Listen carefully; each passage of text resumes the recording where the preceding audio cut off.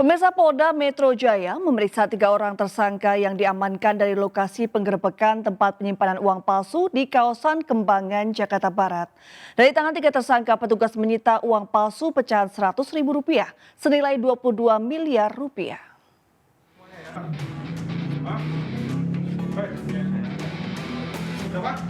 Polda Metro Jaya berhasil mengungkap peredaran uang palsu mencapai miliaran rupiah di wilayah Kembangan, Jakarta Barat. 3 orang tersangka yang diamankan berinisial M, YA, dan FF kini menjalani pemeriksaan secara intensif. Sebelumnya petugas kepolisian menggerebek sebuah ruko di Srengseng dan menemukan uang palsu pecahan Rp100.000 senilai 22 miliar rupiah serta mengamankan 3 orang pelaku. Kabid Humas Polda Metro Jaya Kombes Adi Arisyam Indradi mengatakan, penggerebekan itu dilakukan menindaklanjuti informasi dari masyarakat. Saat ini petugas masih mendalami keterangan ketiga tersangka, termasuk menelusuri keterlibatan pihak-pihak lain. Itu berhasil ditangkap atau diamankan 3 tersangka, ya, orang yang disangka mengedarkan, membuat, menyimpan, menguasai uang palsu. Barang buktinya ada 22 miliar rupiah uang palsu siap edar. Para tersangka dijerat pasal tentang pembuatan uang palsu dan menguasai uang palsu dengan ancaman pidana maksimal selama 12 tahun penjara. Dari Jakarta, Rizky Paluvi, iNews melaporkan. Puluhan warga yang tidak kebagian kupon daging kurban yang telah menunggu sejak pagi hari memaksa masuk ke dalam ruangan panitia kurban di Grobogan, Jawa Tengah. Sejumlah panitia kurban kemudian mengadang dan membubarkan warga.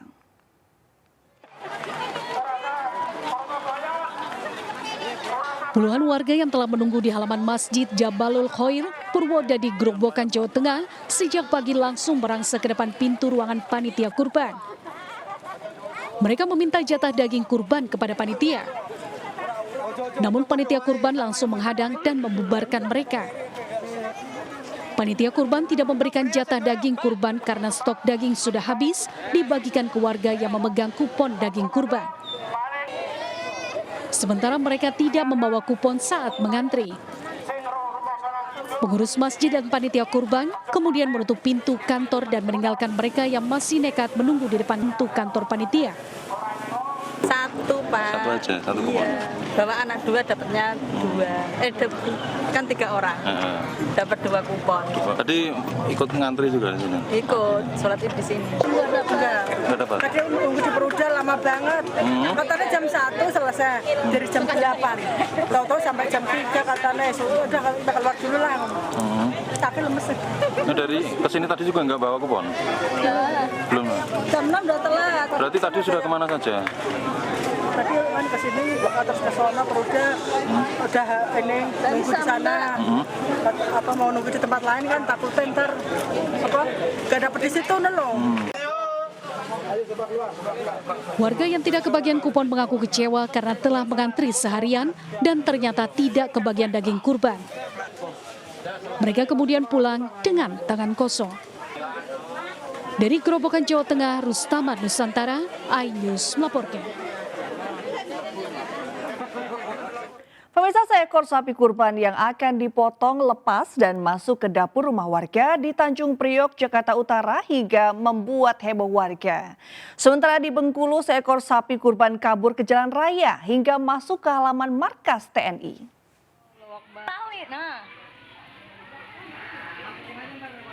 Seekor sapi yang akan dibawa ke tempat pemotongan hewan kurban lepas dari ikatan di kawasan Tanjung Priok, Jakarta Utara pada Senin siang. Sapi yang lepas lalu masuk menerobos ke salah satu rumah warga dan memasuki dapur.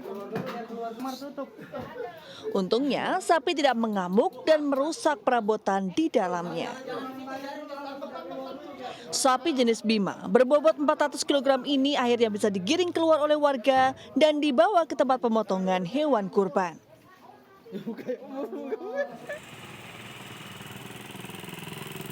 Di Kota Bengkulu, seekor sapi kurban kabur ke jalan raya setelah mengamuk hingga tali pengikatnya putus saat akan dipotong. Sapi tersebut bahkan harus dikawal oleh sebuah mobil patroli polisi agar tidak kabur semakin jauh.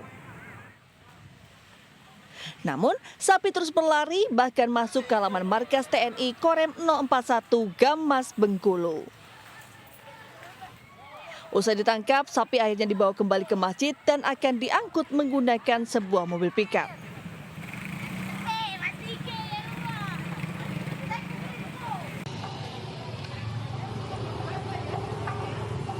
Sementara beginilah situasi saat seekor sapi terlepas dan berlari di Jalan Kelut, Sampangan, Kota Semarang. Sapi berbobot 1 ton itu sempat mengamuk di Taman Sampangan dan melukai seorang warga. Beruntung, sapi kembali berjalan di jalan raya dan berhasil digiring masuk ke gang kampung. Sekitar 1 jam, sapi tersebut akhirnya bisa ditenangkan, diikat ke tiang listrik, dan disembelih di tempat agar tidak kembali kabur. Tim Liputan iNews melaporkan. Acara pembagian ikan bandeng secara gratis oleh Dinas Kelautan dan Perikanan Provinsi Bengkulu berlangsung ricuh. 1 orang warga terpaksa ditanduk ke ambulans karena pingsan diduga karena kelelahan.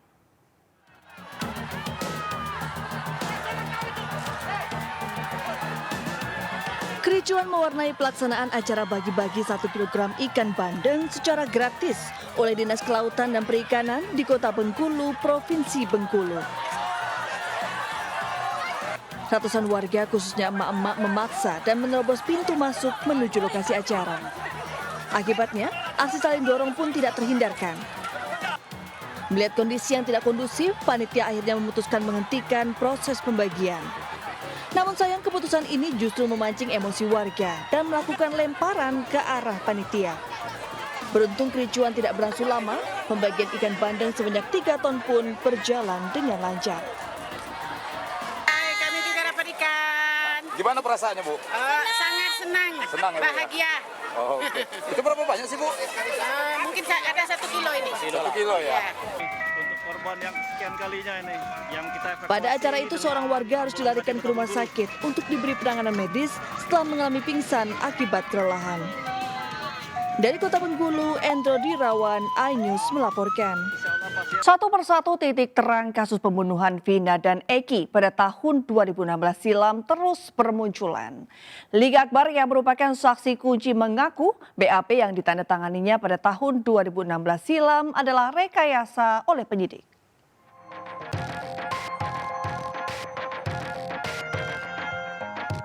Liga Akbar selaku saksi kunci kasus pembunuhan Vina dan Eki mengakui kalau keterangan yang dilontarkan pada tahun 2016 silam hanya rekayasa pihak penyidik.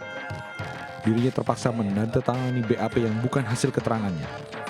Liga Akbar juga mengaku pernah diajak bertemu oleh ayah Eki, Ibtu Rudiana, untuk menggali informasi terkait apakah Eki sebelumnya pernah ada masalah dengan seseorang. Liga Akbar pun menceritakan terkait Rivaldi alias Ucil. Sebelumnya, Eki menunjukkan foto Rivaldi kepada dirinya dan memberitahu bahwa Eki sedang ada masalah dengan Rivaldi. Saat ini, Rivaldi alias Ucil telah ditetapkan sebagai tersangka dan divonis seumur hidup. Foto tersangka tersebar 2 hari atau lebih dari seminggu lah. Bapak almarhum Eki minta ngobrol personal 4 mata. Ada ngobrol biasa. Dengan cara telepon dan bertemu di mobil. Setelah itu hanya ingin menguatkan, bilangnya soal pakaian almarhum yang dipakai saja itu awalnya. Sementara itu, Liga Akbar sendiri merupakan salah satu rekan Eki dari 3 orang yang datang ke Rumah Sakit Gunung Jati, Kota Cirebon untuk melihat kondisi Eki dan Vina setelah kejadian tersebut di tahun 2016 silam. Dari Cirebon, Jawa Barat, Toy Iskandar, iNews melaporkan. Pemirsa, meletusnya Gunung Ile Lewotobi laki-laki di Hutan Forest Timur Nusa Tenggara Timur berdampak pada pembatalan penerbangan menuju Bandara Franseda Maumere. Pasalnya ruang udara penerbangan tertutup debu vulkanik.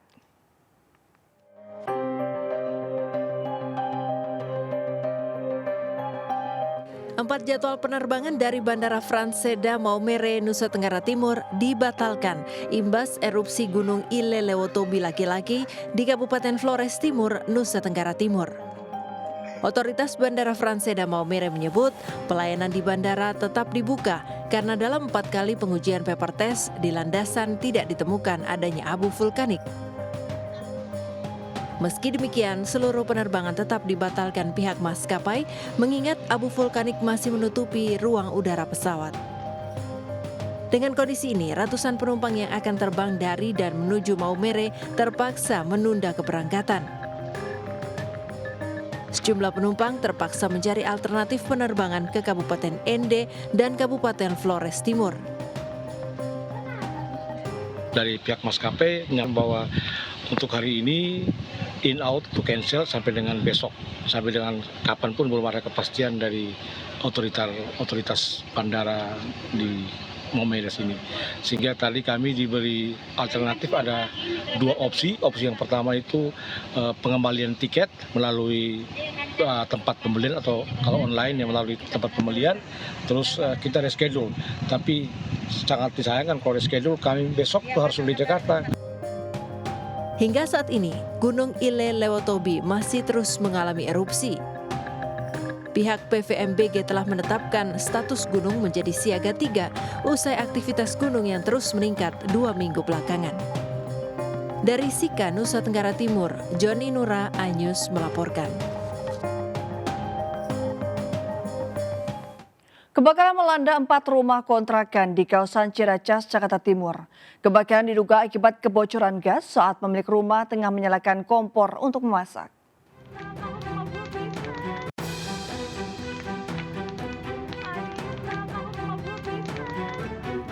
Kobaran api dengan cepat menghanguskan bagian atap rumah kontrakan yang berada di Jalan Masjid Al-Falah, Kelurahan Ciracas, Kecamatan Ciracas, Jakarta Timur, Senin sore. Sejumlah petugas Sudin Damkar Jakarta Timur dibantu warga langsung berusaha memadamkan api agar tidak merambat ke rumah warga lainnya. Kebakaran yang berada di permukiman padat penduduk sempat membuat panik warga sekitar. Diduga kebakaran terjadi akibat kebocoran gas dari salah satu kontrakan dan terjadi saat penghuni menyalakan kompor. Kebakaran di Ciracas ya, RW 04, titik kenalnya adalah Satwal Polri di daerah Musukaratu. Yang kebakaran ini adalah 4 kontrakan. Pertamanya itu beliau sedang menyalakan kompor, namun ada satu penyambaran di bagian dapur, akhirnya membakar sekitarnya. Sehingga terimbas adalah kontrakan yang arah kiri dan kanan hanya 1. Tak ada korban jiwa dalam kebakaran ini. Total sebanyak 4 petak kontrakan hangus terbakar. Api akhirnya berhasil dipadamkan 1 jam kemudian dengan menurunkan sekitar 11 unit mobil pemadam kebakaran. Dari Jakarta, Rio Manik, iNews melaporkan.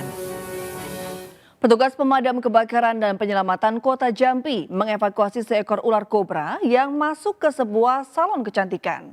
Kemunculan ular berbisa ini sempat membuat panik pemilik salon.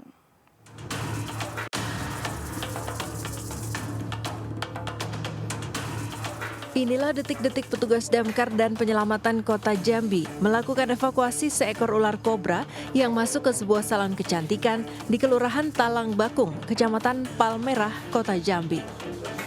Kemunculan ular berbisa hampir 1 meter tersebut ditemukan pemilik salon saat masuk ke dalam dan langsung lari ke dapur hingga membuat panik pemilik salon.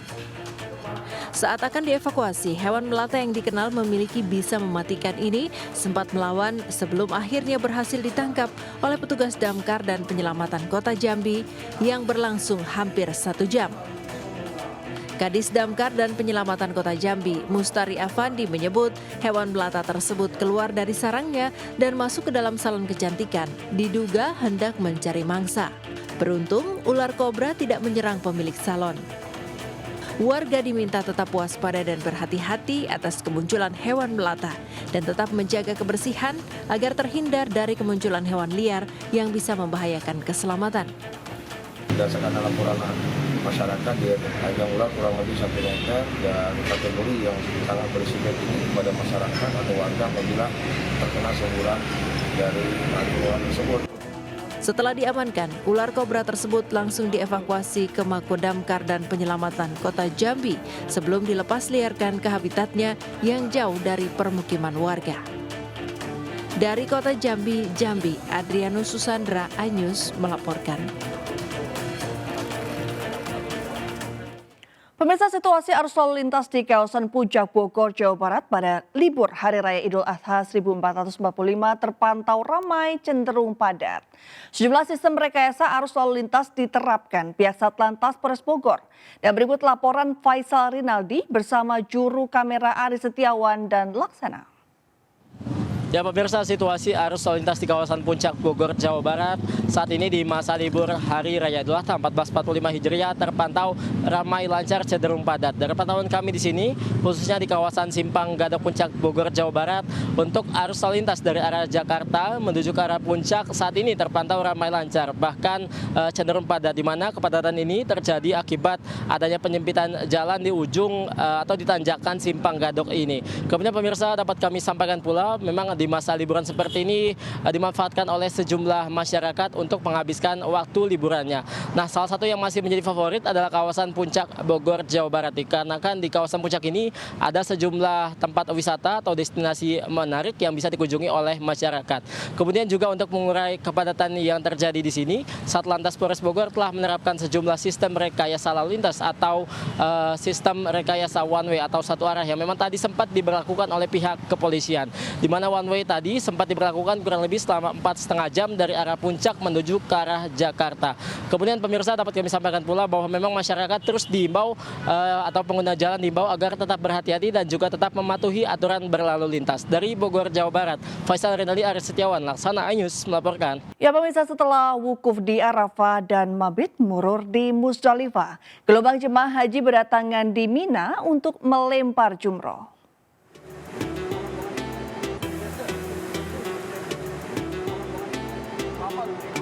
Berjarak 7 km dari maktab di Mina, ribuan jemaah berbondong-bondong menuju ke Jamarat untuk melontarkan jumroh ula, wusta, dan akobah. Melontar jumrah merupakan bagian dari wajib haji sebagai simbolisasi perlawanan umat manusia terhadap setan. Jemaah melempar masing-masing 7 butir kerikil ke ula, wasta, dan akobah saat bertakbir setiap kali lemparan. Sebelum melontarkan jumroh di hari Tasyrik 11, 12, dan 13 Zulhijjah, jemaah mahbit atau bermalam terlebih dahulu di Mina untuk berzikir serta berdoa. Ibadah di kota Mina ini sangat banyak terharu, yang bisa alhamdulillah bisa berdoa lama di sini dan melempar jumroh, akobah untuk yang kedua kalinya ini mabit di sini. Jemaah Haji Indonesia dihimbau melontar jumroh di waktu yang telah ditetapkan Kementerian Agama demi ketertiban dan keselamatan agar tak berdesakan dengan ribuan jemaah lainnya. Waktu melempar jumroh tersebut diantaranya tengah malam hingga pukul 5 pagi atau pada sore hari hingga malam hari. Dari Mekah, Arab Saudi, Suhud Nur Fadli, iNews melaporkan. Ya, jelang kepulangan jemaah haji secara bertahap penimbangan koper bagasi mulai dilakukan. Berat koper bagasi jemaah dibatasi maksimal 32 kg.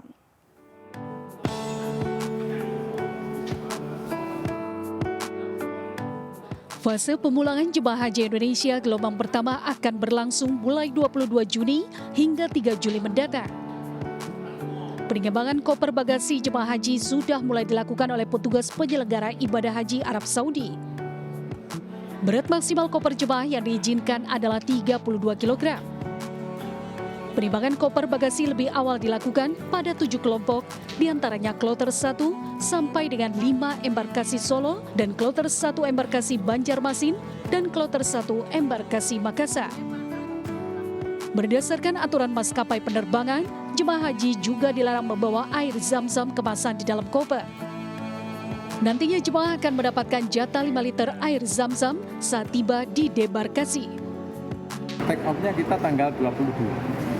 Ya, take off-nya kita tanggal 22 jam 7.30 dari Bandara Madinah Dan insya Allah direncanakan nanti sampai di Solo itu adalah jam 1 malam, dini hari, dari Ahad dini hari. Sementara itu beberapa jemaah memanfaatkan waktu yang ada untuk berbelanja oleh-oleh. Bahkan diantaranya bisa menghabiskan uang hingga jutaan rupiah dalam sekali belanja. Bu, belanjanya tadi kemarin habis berapa, Bu? 5 juta Lebih? Wah, teh. 2 kali perjalanan. Nah, itu rencananya mau dikasihkan siapa aja, Bu, oleh-oleh? itu yang masak-masak, saudara-saudara, yang memberi doa. Setelah proses penimbangan, koper bagasi jemaah akan disegel dan dibawa terlebih dahulu. Dari Mekah, Arab Saudi, Suhud Nur Fadli, iNews melaporkan.